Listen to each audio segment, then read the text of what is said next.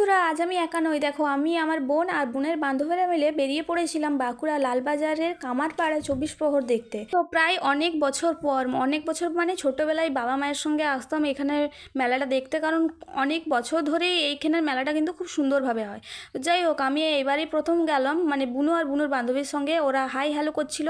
আর এরপরেই দেখো মেলায় প্রবেশ করে গেছি। বাঁ দিকে ডান দিকে দুদিকেই মেলা, একদম খুব সুন্দর অনেক দোকান বসেছিল, সঙ্গে পাঁশকুড়ার chop, momo, chicken pakora, egg roll সব কিছুই বসেছিল। আর ফুচকাটা তো বাদ গেলে চলেই না।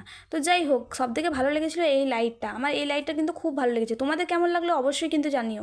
এখানে ঘোড়া বিক্রি হচ্ছিলো, চীনামাটির জিনিসও বিক্রি হচ্ছিলো, সঙ্গে বাদামও বিক্রি হচ্ছিলো। বাদামটা নিয়ে চলে এসেছিলাম বাড়ির জন্য। যাই হোক, এই যে দেখো মন্দিরের সামনে এসেই পড়েছি। ডান দিকে বাঁ দিকে দুদিকে, একদিকে মহিলাদের একদিকে পুরুষদের প্রবেশ করার রাস্তা করেছিল।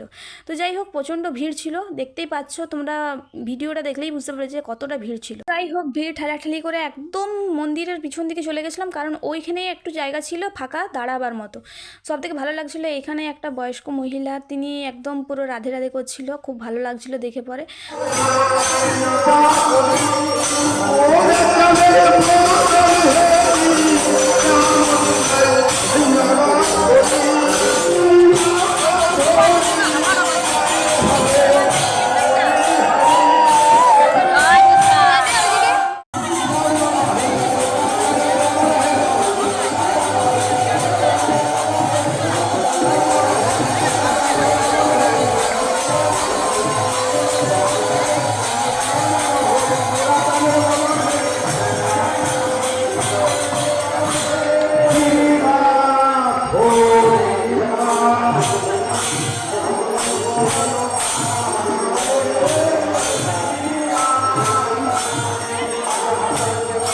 তো তারপরে দেখো মেলাটা তোমাদের ঘুরে দেখালাম, কেমন লাগলো অবশ্যই জানিও। আর এখানে যেহেতু কাকিমার বাড়ি, মানে আমার সেজো কাকিমা, তো ওর বাড়িতেও কিন্তু নিয়ে গেছিলো। তোমরা ভিডিওটা পুরো দেখলেই বুঝতে পারবে। আর কি মেলায় এ দেখো কী সব নাগরদোলা বসছিল, ওটাও দেখিয়ে দিলাম। আর এই যে দেখো কাকিমার বাড়ি চলে এসেছি।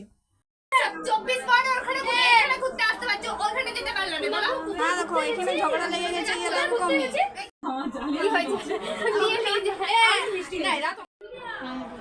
হ্যাঁ টাকা না এদিকে, এদিকে টাকা না একবার। বন্ধুরা, তোমরা তো দেখতেই পেলে যে কাকিমা কত কিছু খেতে দিয়েছিল, লুচি, মিষ্টি, আলুর দম। তো তোমাদের ভিডিওটা কেমন লাগলো অবশ্যই জানিও। টাটা।